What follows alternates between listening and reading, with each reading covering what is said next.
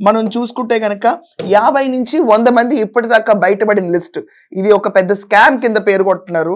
50 నుంచి 100 మంది దగ్గర నుంచి అతి హీనంగా 15-20 లక్షలు భారీ వసూలు చేశారు. వసూలు చేసి కుంభకోణంలాగా ఇది ఎక్స్‌పోజ్ అయింది. సజ్జనార్ గారు కూడా దీనిపైన స్పందించారు. అలాగే తెలంగాణ పోలీస్ దీని గురించి ట్వీట్ చేశారు.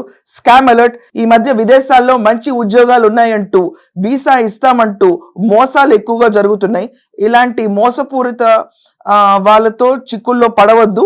వీసా స్కామ్లో మీరు బాధితులు అయి ఉంటే వెంటనే స్థానిక పోలీస్ స్టేషన్లో CCSలో రిపోర్ట్ చేయండి అన్నారు. దాంట్లో కింద వాళ్ళు పోస్ట్ చేసిన దాంట్లో ఇక్కడ క్లియర్ గా మీకు కనిపిస్తూనే ఉంటుంది స్క్రీన్ పైన. నందన మధుకర్ ఫోటో కూడా పెట్టి బ్లర్ చేశారు. ఫోటో స్కామ్ అలర్ట్ అని పెట్టేశారు. లుకౌట్ నోటీస్ అయితే జారీ అయింది.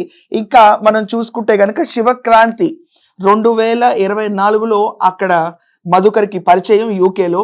అతను ఇండియాకి వచ్చిన తర్వాత అతని వీసా రెన్యూవల్ అలాగే వాళ్ళ వైఫ్ COS అండ్ జాబ్ విషయంగా హెల్ప్ కావాలని అడిగితే వాళ్ళ గుంటూరు డెస్టినీ కన్సల్టెన్సీకి వెళ్ళి వాళ్ళ ఫాదర్ని అయిన మోహన్ రావుకి డబ్బులు కట్టి 15 లక్షలు.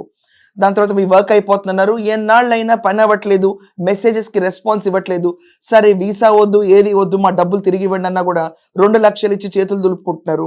కానీ నందన మాత్రం బయటకు వచ్చి మేము చాలా ఇన్నోసెంట్ అండి, మాకేం తెలియదండి, మా పేరు చెప్పుకుని ఎవరో ఈ పనులు చేస్తున్నారు, కుళ్ళుకుంటున్నారు, కాబట్టి మాకు వచ్చిన రెప్యుటేషన్కి ఈరోజు ఇలాంటి స్కామ్స్ జరుగుతున్నాయి అని చెప్పి